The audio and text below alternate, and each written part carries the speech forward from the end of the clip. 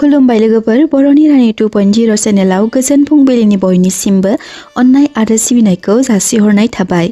दिनै 29 डिसेम्बर 2025 समबार बाराय। बे भिडिअनि गेजेरजों नोंथांमोना मोनथिनो हागोन दि नोंथांमोननि सानसेनि फानजामुथिया बोरै बारलांगोन। आसा खालामो नोंथांमोना बयबो दिनैनि भिडिअखौ नायना गोसोखौ गोजोननाय मोनगोन। बेबादि भिडिअनि नटिफिकेशन मोननो थाखाय नोंथांमोना सोरबाफोर चेनेलाव गोदानब्ला चेनेलखौ साबस्क्राइब खालामबानो जाबाय। फै दानिया मोनथिना लादोनि बै मोनजिनै राशिफोरनि सोमोन्दै। गिबि राशि महरै मेष राशि। राशि बायदियै दिनैनि साना मोजाङै बारलांगोन। बेफार फालांगियाव लाब खालामनो हागोन। नखराव मोजां खामानिया मावफुंजागोन। नखरनि सुबुंफोरनि मदद मोनगोन। धोरोमारि बिथिङाव बहाबा थांनो हागौ। हिंसा गोसोनिफ्राय जानगाराव थानाया मोजां। गिदिर खामानिफ्रा मावफुंजानो हागौ। धोन बारायगोन। सावस्रि बिथिङाव जेंना नुजाथिनो हागौ। केरियार फारसे सांग्रां जानाया मोजां। बिमा बिफानि सायाव अननाय सोमजिखांगोन। फेग्रा मुवानिफ्राय गोजानाव थानाया मोजां, नङाब्ला खामानिया फेलें नुजाथिनो हागौ। मेष राशिफोरनि खाफाल गोनां अनजिमाया जादों 5 आरो 9। खाफाल गोनां गाबा जादों गोजा। वृषभ राशि। राशि बायदियै दिनैनि साना सुखु गोजोनै बारलांगोन। गोदान खामानिया जागायजानो हागौ। बेफार फालांगियाव लाब खालामनो हागोन। लोगोआरि सोमोन्दोनिफ्राय हेफाजाब मोनगोन। नखरनि सुबुंफोरजों बहाबा दावबायनो थांनो हागौ। दिनै सोरबा गेदेमा सुबुंनि हेफाजाबजों लाब खालामनो हानायनि लामा गेवनो हागौ। गोजाम राङारि थिसनथाइनिफ्राय लाब मोननो हागोन। केरियार बिथिङाव बहाबा थांनो गोनां जानो हागौ। लाभ लाइनाव मोजाङै बारलांगोन। बिसि फिसानि गेजेराव दावराव दावसि सोमजिखांनो हागौ। वृषभ राशिफोरनि खाफाल गोनां अनजिमाया जादों 6 आरो खाफाल गोनां गाबा जादों गुफुर। मिथुन राशि। राशि बायदियै दिनैनि साना मेहेरगोनां जानानै फैगोन। गोसोआ थि रोखोमै थागोन आरो गोसोखौ गोजोननाय मोनखांगोन। नोंथांनि खुगानि रावजों दिनै थाबथानानै थानाय खामानिफ्रा आबुं महर मोनखांनो हागौ। फालांगियारि बिथिङाव जागायनाय खामानिया जाफुंसारनो हागौ। नोंथाङा फालांगियारि बिथिङाव खामानि जागायजेननो लुबैदोंब्ला बेयो मोगथां महर मोनखांगोन। हाबा जानाय हौवाफोरा बिसिखौ सावस्रि बिथिङाव सांग्रां लाखिनाया मोजां। मिथुन राशिफोरनि खाफाल गोनां अनजिमाया जादों 5 आरो 6। खाफाल गोनां गाबा जादों गोथां। कर्क राशि। राशि बायदियै दिनैनि साना खाफाल गोनां। खामानि फारसे मायबा मोनसे गिदिर थांखिफोरा नोंथांजों सोरजिजानो हागौ, जायजों नोंथाङा इयुनाव लाब खालामनो हागोन। थासारिया लोरबां नुजाथिनो हागौ। लोगोआरिफोरनि हेफाजाबजों लाब खालामनो हागोन। मायबा मोनसे गोदान खामानिफ्रा मावफुंजानो हागौ।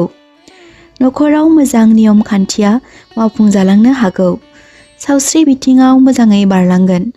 केरियार फारसे मोजां। लाभ लाइनाव सांग्रां जानाया गोनांथि। नखराव मोजां खौरां फैनो हागौ। कर्कट राशिफोरनि खाफाल गोनां अनजिमाया जादों 3 आरो 2। खाफाल गोनां गाबा जादों गुफुर। सिंह राशि। राशि बायदियै दिनैनि साना नोंथांमोननि थाखाय गेजेरावनो थागोन। सोरबा मोजां सुबुंजों लोगो मोनलायनो हागौ, जायजों बेफार फालांगियाव लाब मोननो हागोन। गोदान खामानिफ्रा मावफुंजानो हागौ। गुबुननिफ्राय हेफाजाब मोननो हागोन। नखरारिफोरजों बहाबा बेरायनो थांनो हागौ। गोदान न' बांफोर बायनो साननाया फुरा जाफुंगोन। सावस्रि बिथिङाव सांग्रां जानाया मोजां। केरियार फारसे गुबुन गुबुनाव थांथिंनो गोनां जानो हागौ। बिदा फंबायनि गेजेराव अनज्लायनाय फैगोन। सिंह राशिफोरनि खाफाल गोनां अनजिमाया जादों 5 आरो 1। खाफाल गोनां गाबा जादों रोजा गोथां। कन्या राशि। राशि बायदियै कन्या राशिफोरा दिनैनि सानाव गोसोखौ असान्ति मोनखांनो हागौ। नखराव सोरबा आंगोनि सावस्रिया जेंना नुजाथिनो हागौ। फालांगियारि बिथिङाव जेंना नुजाथिनो हागौ। सोरबा आंगोनि बेबहारा नोंथांनि गोसोखौ असान्ति मोनखांहोनो हागौ। खामानिया बांनो हागौ। सावस्रि बिथिङाव सांग्रां जानाया मोजां। लाभ लाइनाव सांग्रां जानाया मोजां। केरियार फारसे खारथिंनो गोनां जानो हागौ। कन्या राशिफोरनि खाफाल गोनां अनजिमाया जादों 2 आरो 4। खाफाल गोनां गाबा जादों निला। तुला राशि।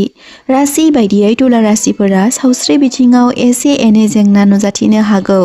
बबेबा गोजान जायगायाव दावबायहैनो हागौ। बेफार फालांगियाव लाब मोननो हागोन। बबेबा गोदान खामानिफ्रा मावफुंजागोन। नखराव आंगोफोरनि मदद मोनगोन। सावस्रि बिथिङाव सांग्रां जानाया मोजां। केरियार फारसे गाब गोनां जानो हागौ। लाभ लाइनआव मोजां बारलांगोन। हाबा जानायफोरनि थाखायबो मोजां सान।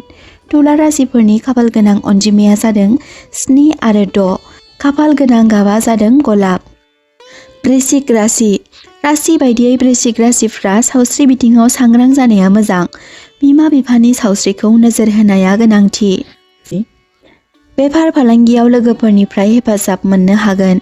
मायबा मोनसे गिदिर खामानिफ्रा मावफुंजानो हागौ। खामानि फारसे हेंथा नुजाथिनो हागौ। बे बिथिङाव गोसोखौ गोरा खालामना खामानि मावलांनाया गोनांथि। वृश्चिक राशिफोरनि खाफाल गोनां अनजिमाया जादों 8। खाफाल गोनां गाबा जादों गोजा। धनु राशि। राशि बायदियै दिनैनि साना मोजाङै बारलांगोन। थाबथानानै थानाय खामानिफ्रा आबुं महर मोनगोन। गोजाम लोगोफोरजों लोगो मोनलायनो हागौ। गोदान खामानिफ्रा मावफुंजानो हागौ। नखराव हाबाजों सोमोन्दो थानाय खामानिफ्रा जाफुंसारगोन। हौवा हिन्जावफोरनि गेजेराव अनज्लायनाय सोमजिखांगोन। धोन बारायहोनो हागोन। केरियार फारसे मोजां बारलांगोन। लाभ लाइनआव सांग्रांथि थानाया मोजां। नखराव एसे बेले बेजे जेंना नुजाथिनो हागौ। धनु राशिफोरनि खाफाल गोनां अनजिमाया जादों 3। खाफाल गोनां गाबा जादों गोमो। मकर राशि। राशि बायदियै दिनैनि सानाव जेथिं मेथिं थांथिंनो गोनां जानो हागौ। माबेबा गोदान खामानिफ्रा मावफुंजानो हागौ। जायनि थाखाय गोब्राब जुजिथाबनो गोनां जागोन। बेफार फालांगियाव लाब खालामनो हागोन। लोगोनिफ्राय हेफाजाब मोननो हागोन। नखराव सोरबा आलासि फैनो हागौ। सावस्रि बिथिङाव सांग्रांथि होनाया मोजां। लाभ लाइनआव गोजोन खुसियै बारलांगोन। मकर राशिफोरनि खाफाल गोनां अनजिमाया जादों 4। खाफाल गोनां गाबा जादों निला। कुम्भ राशि। राशि बादियै दिनैनि साना मोजाङै बारलांगोन। खामानिफ्रा सांग्रांथियै मावफुंजागोन। सावस्रिया गुसु बोथोरनि थाखाय जेंना नुजाथिनो हागौ। थाबथानानै थानाय खामानिफ्रा फिन खेबसेबाव आबुं महर मोनफिनगोन। नखराव मोजां खामानिफ्रा मावफुंजागोन। जायजों मान सन्मान बारायहोनो हागोन।